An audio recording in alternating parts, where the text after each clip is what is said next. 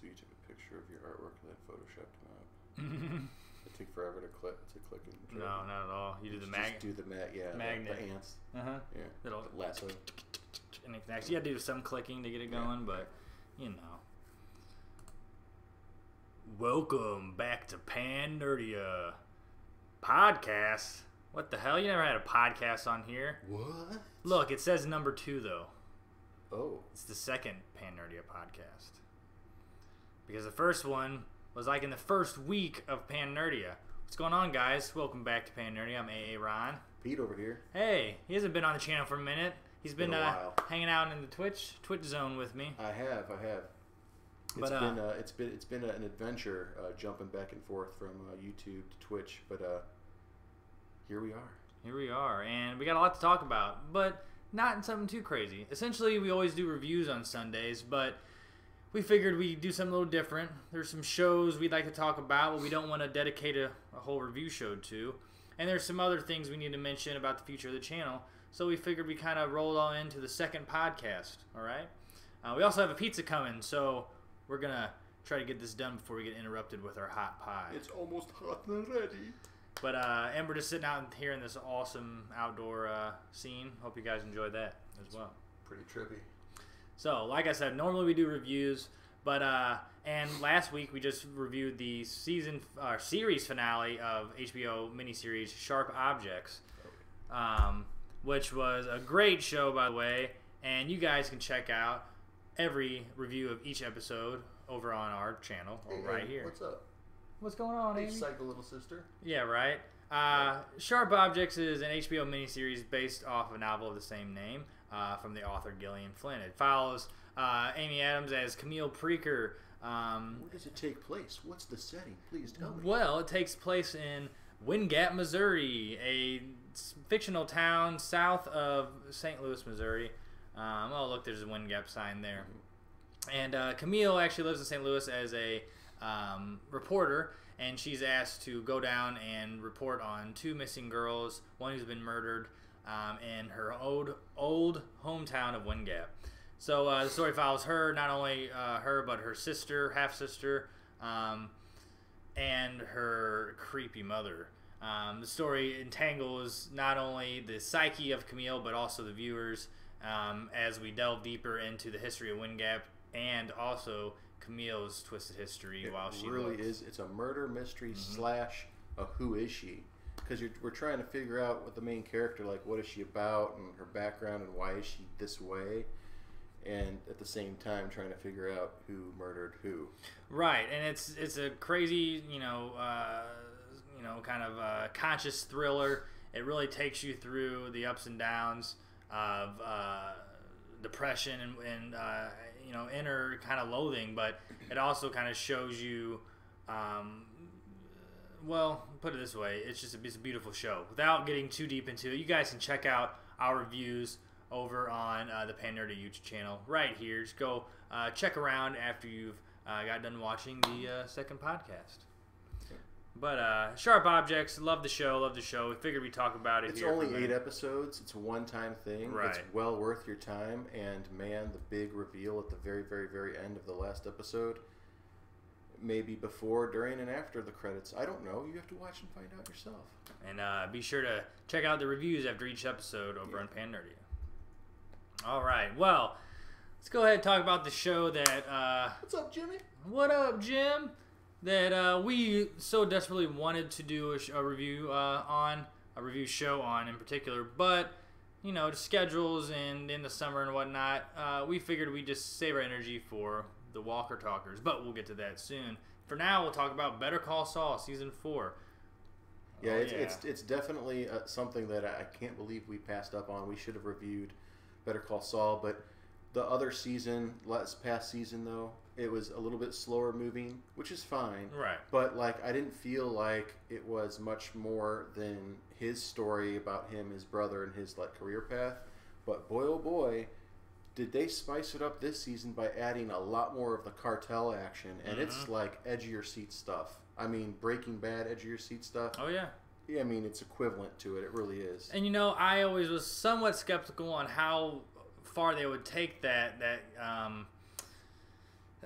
that anxiety-induced kind of Breaking Bad, moments that they had back then. I wasn't too worried about whether certain characters are going to live or die because I know the main character is going to live because it's a prequel. So there wasn't a lot of consequence, I guess you should say. But they're doing a great job of still making you feel that way, regardless. Because I think what they're doing is they're drawing you in with certain characters like Nacho and having you really feel for when he's going through stuff. And he goes through some shit this season. You never really rode along with Nacho or Mike or some other characters like this. This time, like, it's not just Jimmy, a.k.a. It's all good. Saul Goodman. It's all good, man. It's not just through him. It's through him and through all these other characters, and it does make it a lot more intense for everybody because it's all going to collide eventually because we're Breaking Bad fans, we're Walter White fans, so we know what's to come. Oh, yeah. It's just the road getting to that point.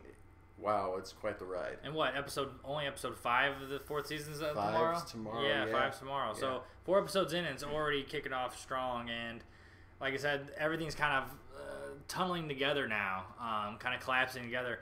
What's interesting, though, we see the connection that Jimmy has with not only Mike and Nacho, but how far removed he still is from Gus. But maybe this season is when he finally, meets Gus. And did he meet? He met Gus already, didn't he? I think Gus he might have. Fring? Yeah, did he meet Gus? Who, Jimmy? Jimmy in the 3rd season? Maybe by... I don't think he did yet. I don't think so. I think it's just been Mike so far. But Jimmy knows Mike and Jimmy knows Nacho. He dealt with Nacho in the 1st season. Yes. He dealt with Mike all season so far. Yes. So it's just a matter of time before he meets the big man himself, Gus Fring.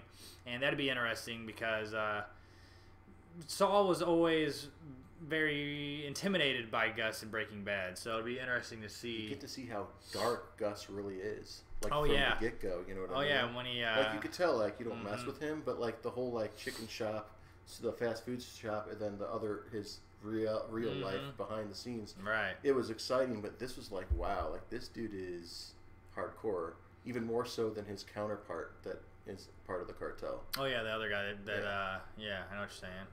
Yeah.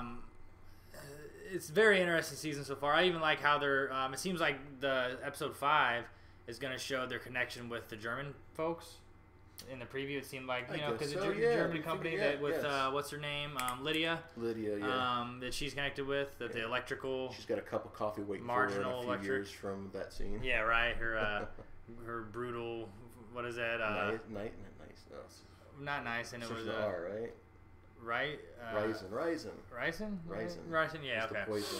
Yeah, that she ends up getting poisoned with in her coffee, which yeah.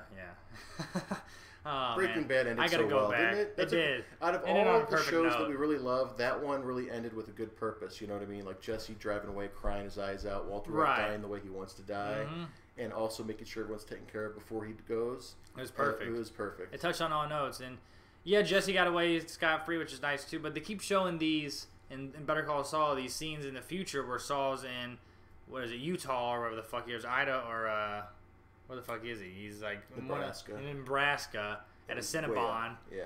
Right? And that's interesting. You should mention that somebody.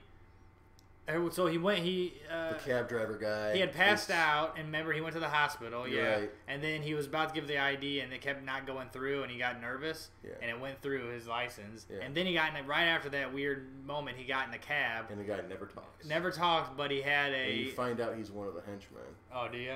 Well, I think so. Like I didn't see him in the. No, he's.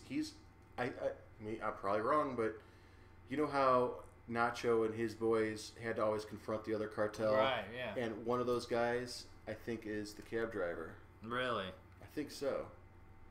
I could see it. I tried to notice it, but I guess I just didn't catch it at any point. But there's a reason. He was really looking at Jimmy at that point. And what was dangling from his rearview mirror. Yeah, an Albuquerque, freshener or something. Right. So, very interesting stuff. And I wonder who that might be.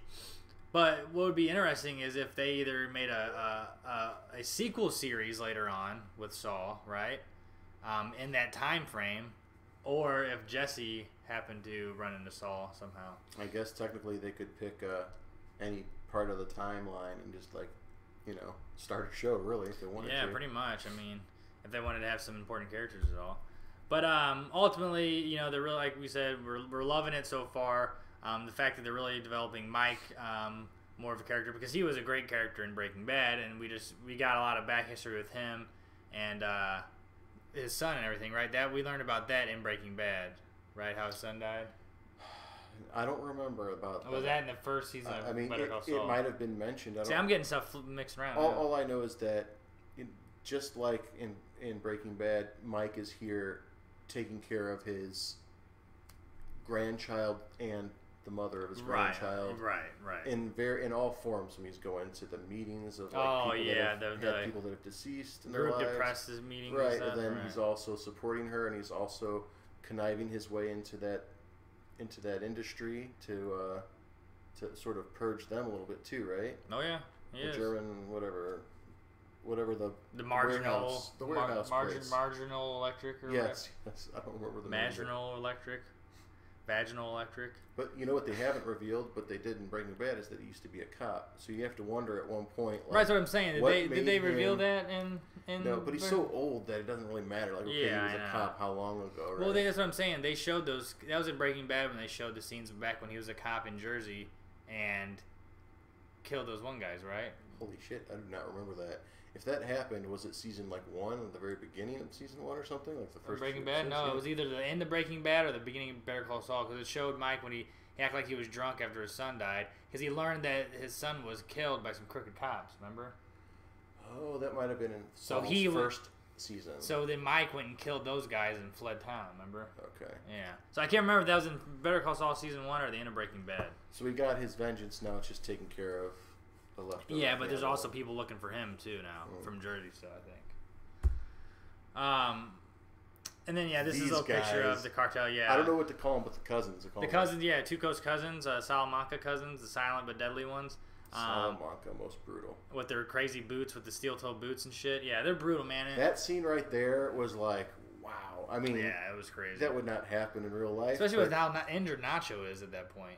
Like, he's already been shot multiple times. Well, Nacho stayed in the car for most of that scene.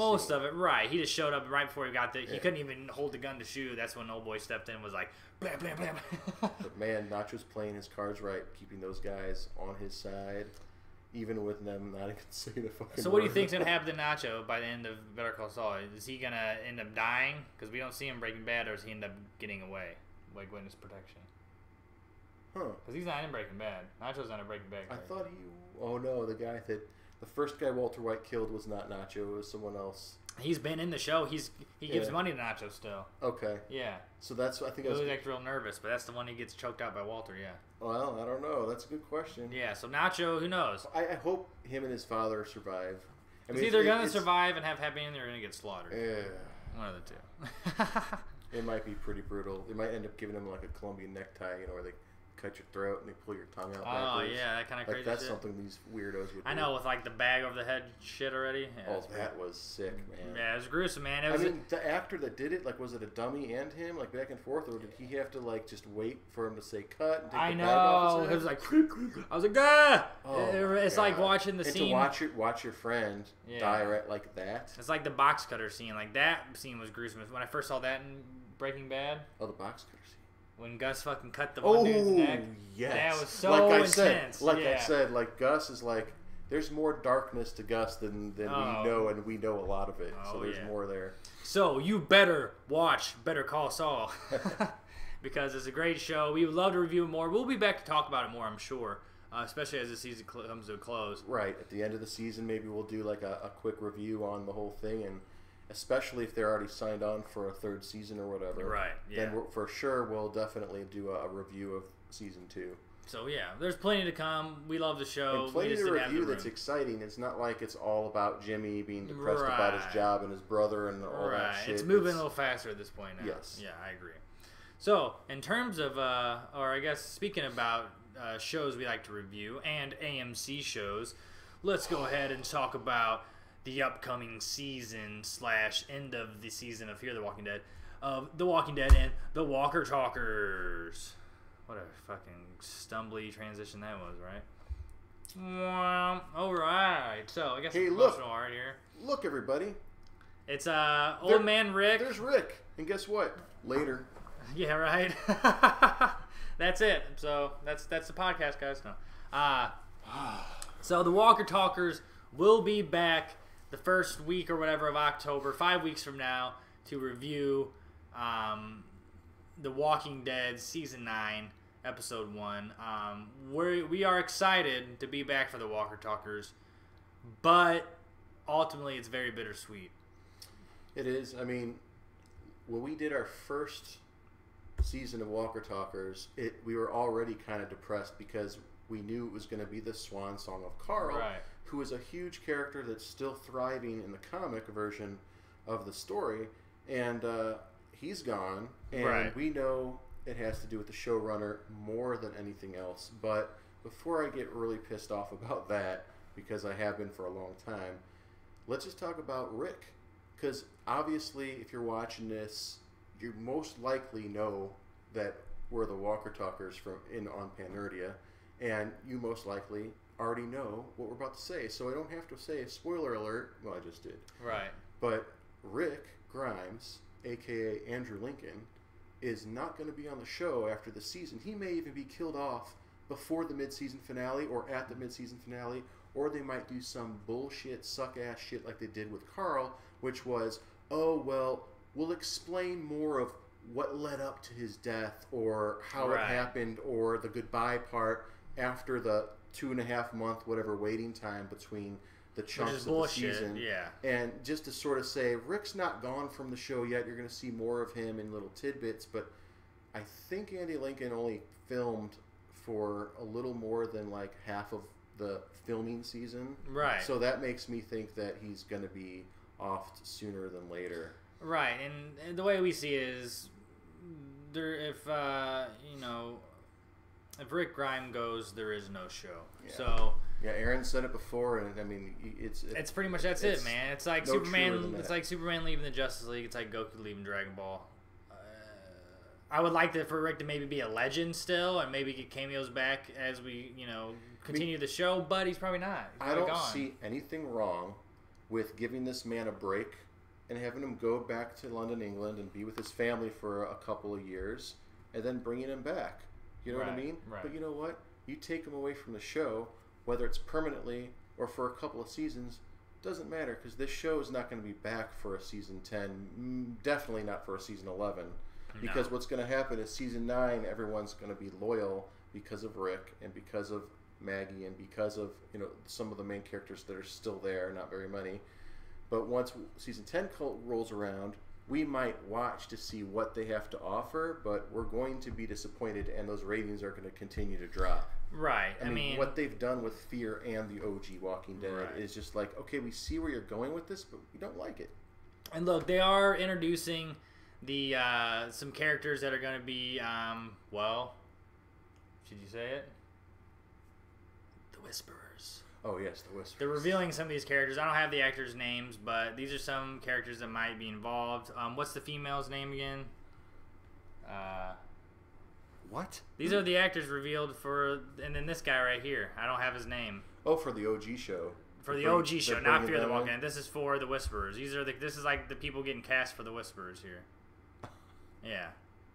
I don't have the actors' names or anything. No, I mean, that's the first time I've seen... This is the man... Well, who's the main dude of the Whisperers again? I thought it was a woman. Is it Al? All right. Oh, who are they? There's Alpha and Beta or something? Oh, that's right. So there's the woman and there's the main man right there. I was kind of hoping they were going to roll in some pre-existing characters into that. Like maybe someone that they've crossed paths with, and even if they're not one of the main characters of the Whisperers, they're in the group. You can tell we've been a little rusty. We've been a little rusty, but not only we're rusty because we're depressed about how the show is going, the state of the show. Not only The Walking Dead, but also the Fear of the Walking Dead. And ultimately, Rick is going to go, Maggie's going to go eventually, and we're going to keep sticking it out. But when Rick's gone, and the show is probably going to be over for us too. But we will still push through season 9 unless it's just unbearable after he's gone. Right. And then season 10, we will not be back for the Walker Talkers. No, but what will be is that you know how they continue the second half of the season in like February, right? So like, let's say it's that bad. What we'll do here on PanNerdia is we'll tell you, okay, we're done with it after February, and then guess what happens in March or April? Probably more like April. Westworld, and Game of Thrones is definitely coming back. In that's April. going to be a whole other ball of wax. Right. I don't think we have enough room to incorporate into all this right here. So we got Fear the Walking Dead as well, which we're not really going to talk about too much here, Cool but picture. yeah, I found a cool picture. That's kind of like that tornado and stuff. Basically, it's going down the fucking shitter too. Well, spoiler warning. Started main characters are the main characters are gone. Kind of like it's like the Rick of that show's gone too. So it's like fuck it, right? The only thing keeping them alive is her daughter, who's very attractive, Alicia. Holding it down. When Morgan's really not even doing much. Alicia, tornado walkers, a little bit of Morgan sprinkled Right. in, and that's all that's really appealing. Right. In the show. I mean, boom, 1-1. That's about it. Otherwise, it's like, we don't have much to say about it. We will talk about it more as the Walker Talkers approaches. We may even do a special pre-Walker Talkers show, kind of getting ready for the season. Yes. I would really like to talk about, not now, but when Right. you're talking about at that show, I would really like to talk about Fear just to get everything off my chest. Right, I'm down with that. And in one quick 5-minute sound off, and then after that we go right into the OG Walking Dead and just say what our piece, say our predictions. Take it an episode at a time. And take it at one episode at a time. I'm That's down with right. that. Yep. So you guys be looking out here in about 5 weeks on the PanNerdia YouTube channel for the return of the Walker Talkers. October 7th. Woo! It's the Walker Talkers, and they're gonna eat your flag. We're stoked, guys. So hopefully you are as well. I hate waiting. The waiting is just unbearable. All right, so let's talk about PanNerdia on YouTube. Hey, look, some more Walker Talkers. So Oh yeah. we kind of just went through our little mini reviews of multiple things that we love and that we could not review, but we just wanted to give kind of a notable, some notoriety to. But now I just kind of want to do some cheap plugging and talk about not only our the YouTube channel, but also the Twitch channel and what's to come and what we have already there to offer. So, like we've been talking about these shows we review, we started off with the very first show of PanNerdia, The Walker Talkers, which is the OG Walking Dead review show, and also Fear the Walking Dead review show. You can check that out. The reviews of the last half of Season 8 of the OG Walking Dead, as well as some Fear the Walking Dead and their crossover on the PanNerdia YouTube channel. There you can also check out our review of Westworld Season 2, which is a phenomenal HBO show. HBO again. We love HBO and AMC here. Maybe you saw that in the title of this podcast, AMC versus HBO. Yeah, right? That's what. It's great fucking title. All good acting, but who has the better budget? Buh. Well, we know that. So Westworld, we reviewed all 10 episodes of Season 2. Go check that out as That well. was so much fun. Phenomenal. Love Even that if show. you're not a science fiction person, this show is still for you. Oh, yeah, absolutely. I mean, whether you like timepieces, science fiction, drama, thrillers, it's all that in one, and it's all mystery, except every episode has a reveal. Every episode does. I can't say that about other shows. They do a really good job, man. Some people can't keep up with it, but you guys can. Our fans are smart. Oh, yeah. You also can check out plenty of gaming and Dragon Ball content over on the PanNerdia YouTube channel. From our video series with me and my cousin Robert, the Dragon Ball Super Card Game Blast-tacular, where we open up a full booster box of Dragon Ball Super card game cards and reveal them an episode at a time as we each open a pack until we bust open the box. It's a great series. Go check it out if you enjoy cards, reveals, and Dragon Ball. Bust out a blast. Also, speaking of gaming and Dragon Ball, we have over on the PanNerdia YouTube channel not only gameplay of Dragon Ball Legends, but Dragon Ball Z Dokkan Battle as well. And this particular video I'm showing you here is a crossover video where I'm summoning on both games separately to kind of see what I pull. If I get better pulls on either game. So that's a lot of fun.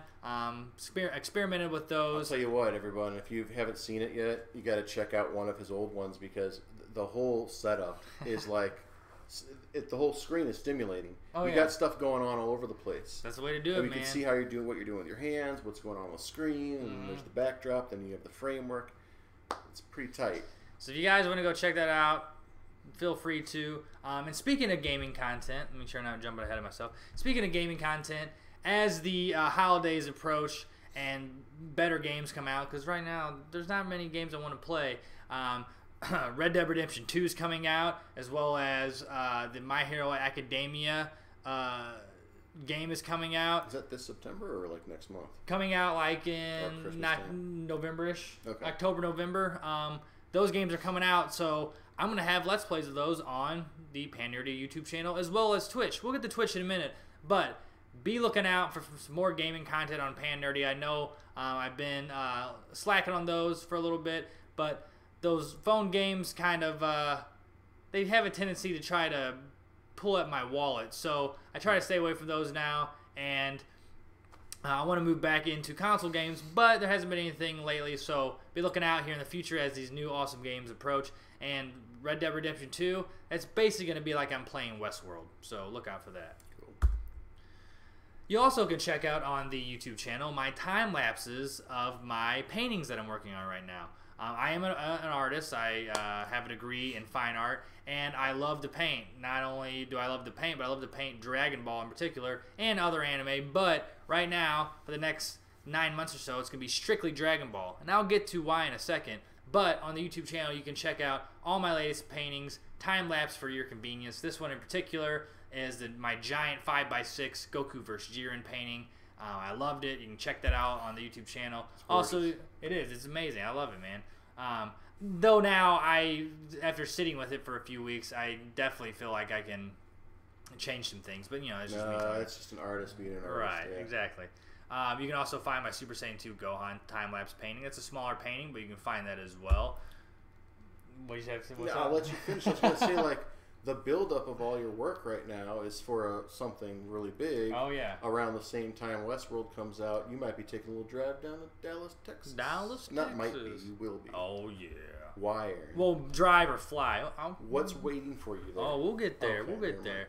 You can also find Android 18 time-lapse painting.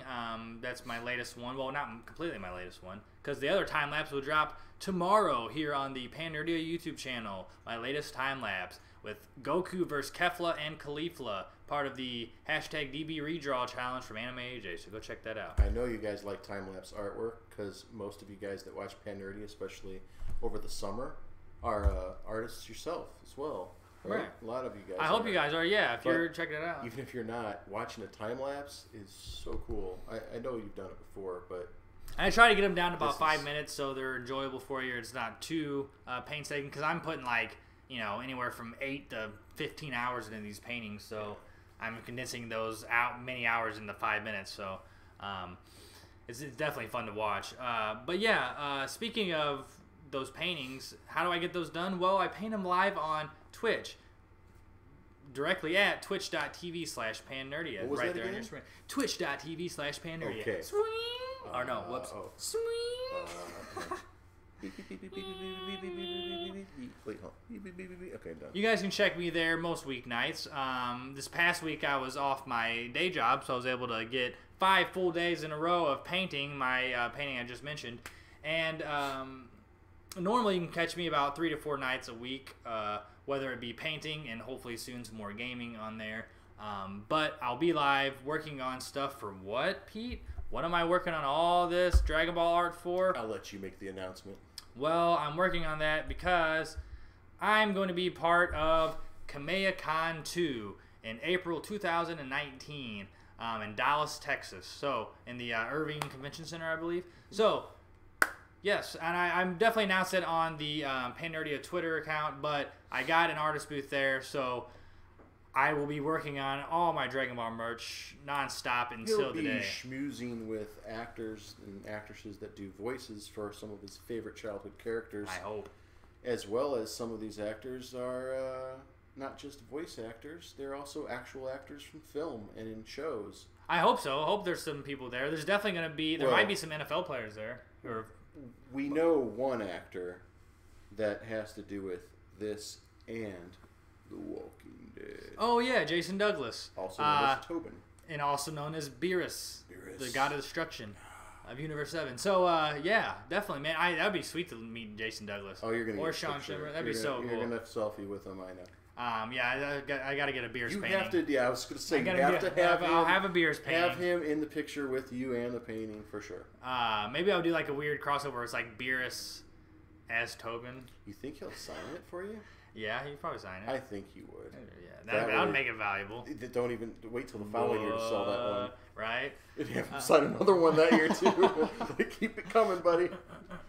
There will also be other YouTube content creators there. So it's going to be a great opportunity just to not only be a part of something I've loved my entire life. I'm passionate and love art. I'm passionate and love Dragon Ball, anime, and it's going to be great to be around people of the same caliber, and particularly YouTubers that are in the Dragon Ball community as well. You know what I'm saying? And it's going to be great for networking. Great for getting myself out there, and I'm looking forward to it. And it's got me a goal to reach towards, and bringing plenty of content to you guys. Immersing yourself into something you've been involved with since childhood is amazing, especially because if you do something you really like and enjoy, obviously it's what you should do. If you can get paid for it, even better. But the fact that you're going down to Dallas and you're going to be in the middle of, all of it. Right, Funimation is in Dallas. Even if you didn't have a booth there, it'd be exciting for you. Yeah, it'd be fun regardless. That you have a booth there. Yeah. Because if I didn't have a booth, I wouldn't feel comfortable promoting myself there. Yeah. Because the artists are paying to get a booth to promote themselves, so I was like, whatever, I'll pay for a booth and make tons of Dragon Ball art and promote it because I know I can make it, and it's turning out great. Check that painting out. That's the one for the I finished 2 days ago with the anime AJ redraw stuff, and that will be sold at the booth as well, and not only the original but the prints. What inspired you to make this specific thing here? Something recently came out, it's right? The hashtag DB redraw from Anime AJ.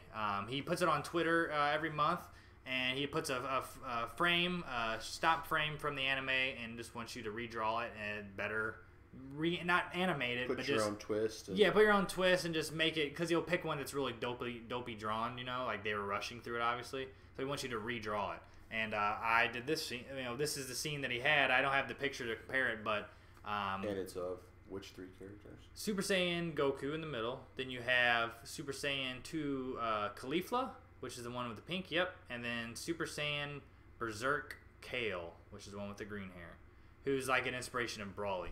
And speaking of Brawly, tomorrow night, me and Roberts will be jumping on for a PanNerdia Podcast number 3, and we're going to be talking about everything we know and expect and hope for with the Dragon Ball Super movie coming out in December 2018, but actually January 2019 in America, but only a month after it releases in Japan, which is really sweet. They're going to dub it usually a bigger either 6 months to over a year. Really? Because they gotta get the rights to it and dub it, and they're already dubbing it right now, the English dub. So it's gonna come out in English dub, which would be great, dude.